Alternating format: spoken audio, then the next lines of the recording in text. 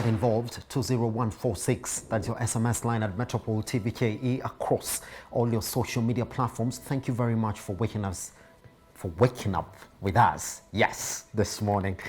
Good. All right. Now, the pandemic, that is the COVID-19, has impacted on the job market, leading to job losses and a lack of employment in the country, especially with our youth. But how has the government's initiative program, Ajira, helped equip our youth with the relevant skills for the market in this pandemic? Joining us to engage us in this conversation, we are joined by Mbalith, MD. How are you doing? I'm fine, Simba.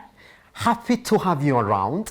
I mean, let's look at the youth unemployment rate in Kenya first before we can actually jump into that conversation. And we've been running with this data throughout, because what we do know is that the quarter three numbers are the ones that we have for you this morning.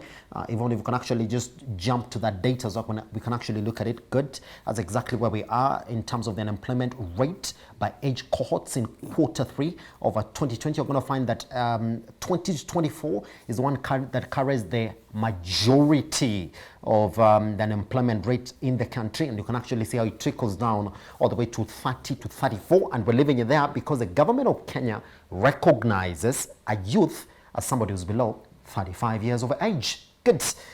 Somebody's going to ask you, how best can we highlight the operation of the Ajira program in the country and the adaptation of the program during the pandemic? Great. Thank you, Simba, for having me. Let me quickly introduce myself. I'm Edna Karijo.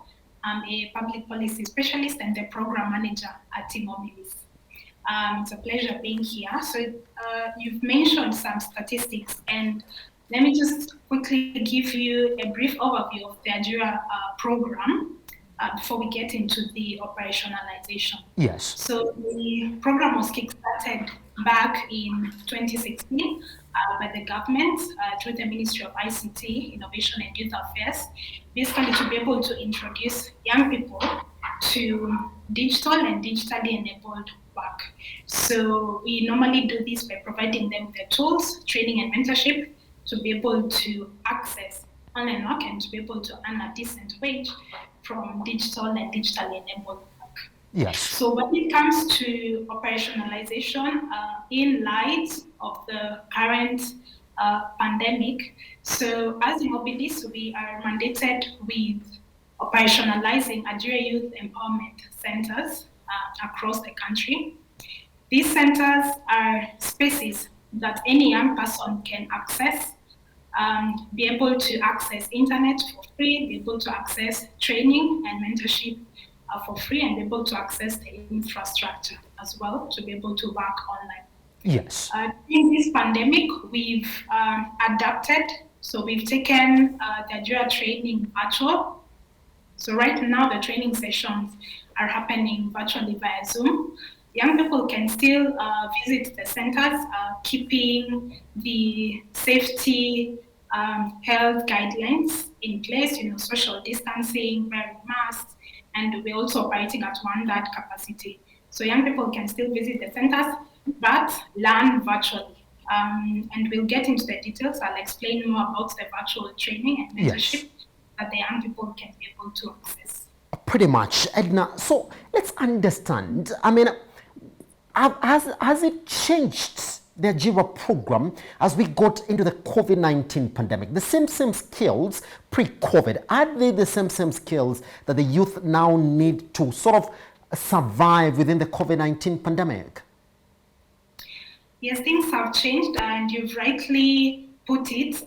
There's a huge shift with regards to the skills that are currently in demand. Yes. So as we speak right now, you've noticed many private sector organizations are now switching to look for workers online and engage them virtually. So that means young people also have to take their skills online. They have to learn how to commercialize their skills and be able to source for clients online and be able to provide their services and their expertise online. So yes, the pandemic has changed the demand for skills, has changed how organizations source for talent, how organizations source for workers.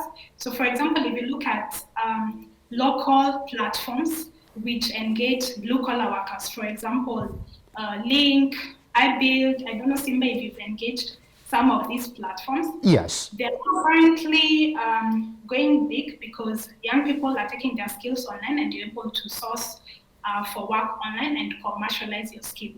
And that's what we do at Adira. We help the young people to learn how to commercialize their skill. That's what the training mentorship is about. It's about work readiness online. Now, let me also get this distinction. Who is the perfect fit youth for the Ajira program? Who are you really targeting in the program? So this being a government initiative, which is free, yes. It's open to all young Kenyans yes. aged 18 and above. Of course, we always say 18 years old because you're going to work online. You have to be able to deliver to clients both locally and international. So we recommend 18 and above. In terms of skill sets, you at least need to have basic computer skills to be able to navigate online platforms, basic digital literacy skills to be able to navigate the internet. Otherwise, the trainings are free. They're open to all young people. They can always visit the Ajira portal, ajiradigital.go.ke, and book the virtual classes. And then after that, they're taken through virtual mentorship as well. Edna, I gotta ask you this question as well, because there has been that conversation, especially when we're talking about the youth that you're actually targeting, that you're actually looking at the youth with a skill set. Quite simple, could be especially learning how to navigate a computer. But what about those youth who actually would be talented, Edna, but will not really have that skill set that will probably enable them to sort of attend a training on Zoom or come in and log in and register? Do you feel that those ones are getting locked out? Because whenever government program is rolled out, then we are talking about all the youth irrespective. So good question, Simba. One of the things that we are really cognizant of is yes. inclusivity, making sure that this program gets to young people in the rural areas and the young women. And we actually always aim, because the current program is currently being run as a public-private partnership between the Ministry, Immobilis, MasterCard Foundation, through the Young Africa Works, and Kenya Private Sector Alliance. You'd be surprised that we are actually aiming to have 70% to be young women and at least 60% who benefit from this program to be from the rural areas. So how do we make sure we achieve that? Yes. We do that through the Ajira Youth Empowerment Centers, which are located outside of the urban areas. They're located in constituencies. So the government has over 300 Ajira Youth Empowerment Centers. They have been placed there deliberately for young people in the rural areas to be able to access them and also learn basic skills. So you'll get to meet a center manager in this center, who then helps you navigate the online work platforms. And if you don't have even the prerequisite skills, some center managers volunteer and even train them on basic computer skills. So the young people in the rural areas can always walk into a center and be able to benefit from the program. Also, just to quickly mention, Simba, we also run the Ajira program in universities and TVETs. So keep in mind, these are institutions that are located across the country, and we do that through Ajira clubs. So these become additional access points for training and mentorship for students in TVETs and in universities. Pretty much. This is another question again that I have to ask you, Edna. The critics have said, well, people are ready to train youth to get into business or to commercialize their skills. They are there, and the government has put these places and points. They say that they are not in luck within the economy. But then the question becomes how to walk the journey with this youth who are already enrolled in Nigeria, and you have sort of identify that this one or those ones I can actually get somewhere. Can you talk to me through that journey business wise? Is it just the skills and then that's it, or there is a journey beyond that? So, Simba, that's a good question. There is a journey. So, we actually work with the young people Yes. throughout the Algeria journey. So, it first starts off when the young person either walks in into a center or visits the Algeria portal. Yes. They register for a training, first of all. So, right now, the virtual trainings are taking 2 weeks. We have over 50 trainers who deliver these virtual trainings in different job categories. I'll quickly mention 5 of them. So there's data entry and management, there's virtual assistance, there's transcription, digital marketing, and content writing. Once this trainee goes through the training, the trainers handhold them to actually sign up on local and international online work platforms. They help them to start bidding, and then we transition the trainees to a mentorship, a 30-day mentorship where they form networks and they meet a mentor for free who guides them, answers their questions. So they normally do Q&A questions. The mentor gives them practical work. They practice with that. The mentor helps them also with soft skills, how to pitch to a client, how to write your proposal, how to negotiate, and how to bid for work. Yes.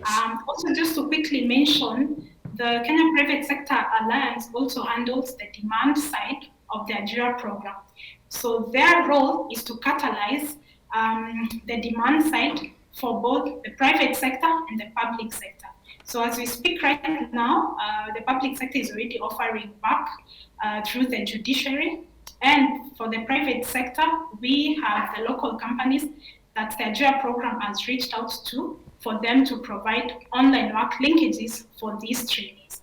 So we actually work with them throughout the journey, and our goal, of course, is to enable them commercialize their skills and earn a decent wage. That's the ultimate goal.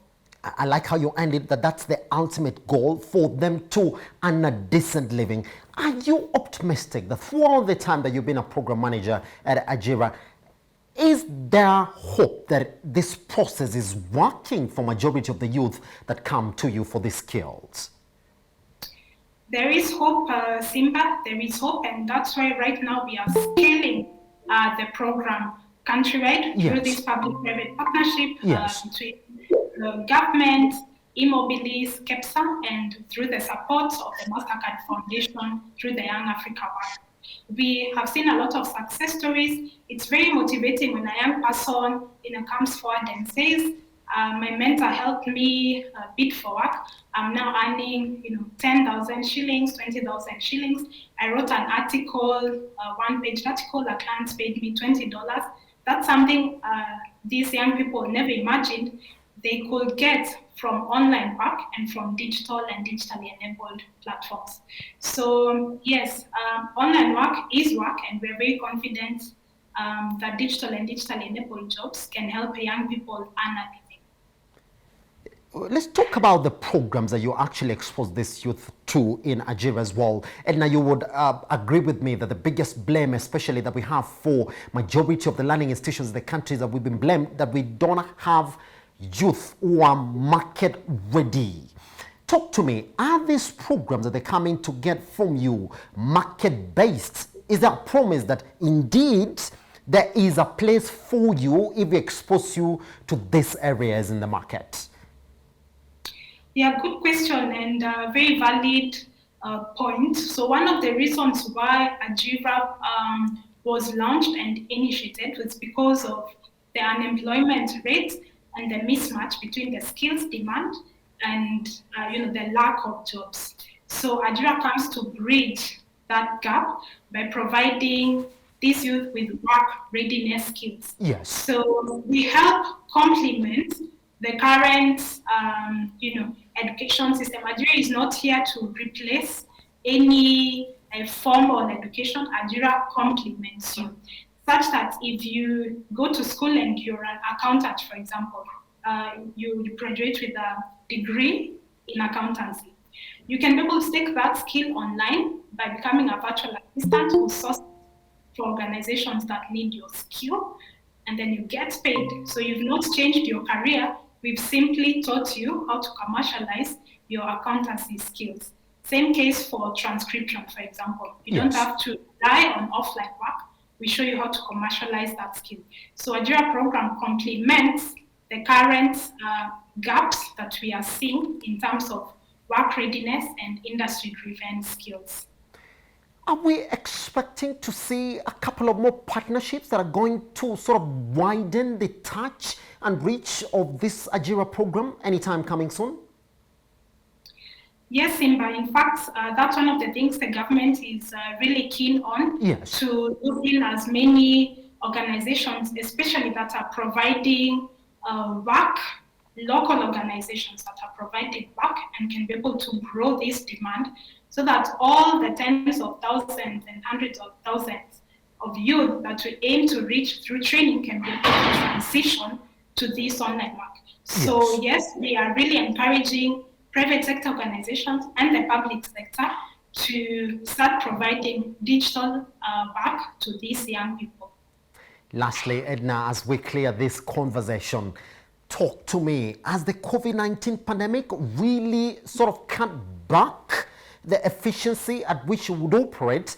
And if any youth is listening to you this morning and saying, well, I need to log up and be part of the JIRA program, how can they start to apply?